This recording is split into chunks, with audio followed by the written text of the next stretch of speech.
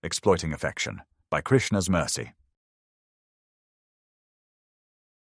Tenev sarveshu bahirgateshu, praneshu vatsan suhrid, paretan, drishtaya swayothapya tadanvit, pun, rvaktran mukundo, bhagavan viniryayo. Quote, when all the demon's life air had passed away through that hole in the top of his head, Krishna glanced over the dead calves and cowherd boys and brought them back to life. Then Mukunda, who can give one liberation, came out from the demon's mouth with his friends and the calves. Shrimad Bhagavatam 10:12-32. Listen, these are some of the mental exercises I play. I guess it is born out of frustration, out of disappointment, and out of sadness from what I witness over the course of the life experience. I wholeheartedly believe Goswami Tulsidas when he refers to this place as Shoktam. We should not expect happiness even in a dream unless and until we acknowledge, accept, and connect with the reality that is the supreme personality of Godhead, who is kindly available through his names such as Rama and Krishna.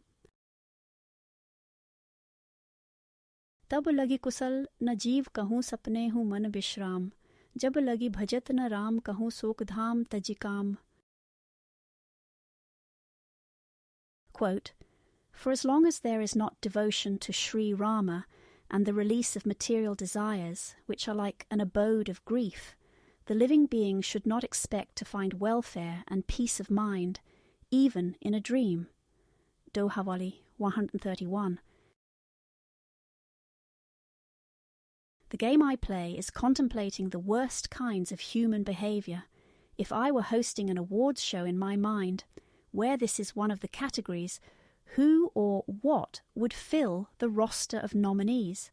Perhaps abusing children, stealing from the elderly, taking from friends and family without acknowledging their support. To me, the winner would be what I refer to as exploiting affection. We can actually go to Krishna Leela to see many examples of this, especially in the time spent in Gokula, where the young Krishna is the foster child to Nanda Maharaj and Mother Yashoda. There is the king of the neighbouring town of Mathura. The leader named Kamsa wants to take out Krishna. He wants to do it in an underhanded way, maybe to avoid suspicion. If people know you are on the prowl, they might better prepare. They can try to protect Krishna in the same way that Vasudeva, the birth father, initially transported the child across the Yamuna river in the dead of night. While Vasudeva was carrying his son Krishna in the falling rain, Lord Shesha, in the shape of a serpent, spread his hood over the head of Vasudeva so that he would not be hampered by the rainfall. Vasudeva came on to the bank of the Yamuna and saw that the water of the Yamuna was roaring with waves and that the whole span was full of foam. Still, in that furious feature, the river gave passage to Vasudeva to cross, just as the great Indian Ocean gave a path to Lord Rama when he was bridging over the gulf. Krishna, the Supreme Personality of Godhead, Volume 1, Chapter 3. Kamsa enlists henchmen. These are friends he can trust, dirty deeds done dirt cheap. They have abilities unique to their circumstances, but there is a common theme. These demons, known as asuras, exploit vulnerabilities. They understand that the cowherd boys are dear to Krishna. They know that Krishna loves the cows and the children of the cows. In fact, everyone in Gokula is dear to that beautiful youth who is known as Shama Sundar. Look at the Aghasura demon. He takes the shape of a python, which then expands to the size of a cave. The python opens its mouth, which is thus the opening to the cave. Aghasura wants to lure Krishna's friends to enter. That will get Krishna's attention. Everyone will thus be swallowed. Rather than announce your presence and directly deal with a child, of all people, Aghasura has to cheat. To me, that is the worst kind of behavior. What are you afraid of? Why can't you be straightforward? If you are so proud of your Mahima Siddhi in being able to expand to a large size on a whim, why not show off a little? Why do you have to trick people? Why do you have to pounce on the affection they have for dependents? It is like those thriller movies with that one famous actor where he always promises to avenge the perpetrator asking for ransom. His Divine Grace A.C. Bhaktivedanta Swami Prabhupada explains that the experience within the material nature features exploitation throughout. Every person has to become a diplomat of sorts in order to survive. We don't tell the boss at work how we really feel about them. We know they are corrupt. We know that their "we are a family" line is total nonsense. The sentiment is not genuine. Nevertheless, we suppress our tendency for truth. We sacrifice in order to earn a living, which pays for food, clothing, and shelter.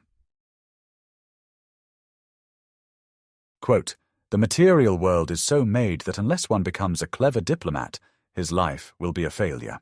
Not to speak of human society, even the society of lower animals, the birds and bees, cleverly manages its bodily demands of eating, sleeping, and mating. Human society competes nationally or individually, and in the attempt to be successful, the entire human society becomes full of diplomacy.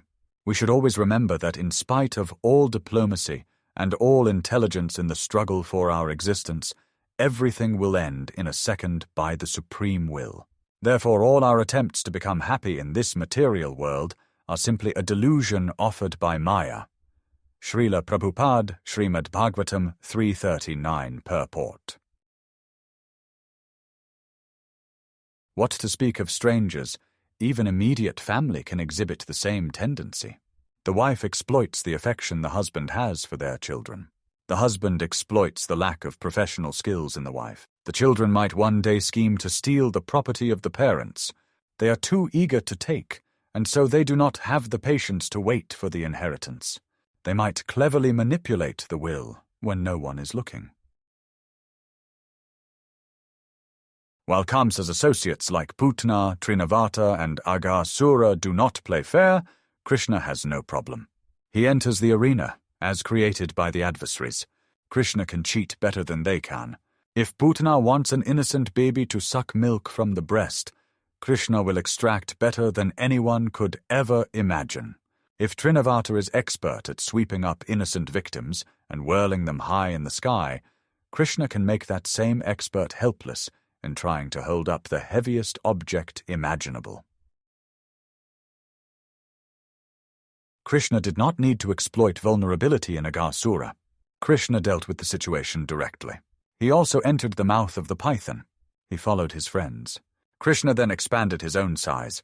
That was fair game, as already exhibited by the challenger. The champion maintained his title by growing to such a volume that the challenger could no longer tolerate the situation. Aghasura had nowhere else to go. His very life air was forced out the top. That life air then kindly went into Krishna, assuring liberation. In closing, amazing that liberation granted, never the scheme recanted. Or apology spoken and polished, rather only hoped the innocent demolished.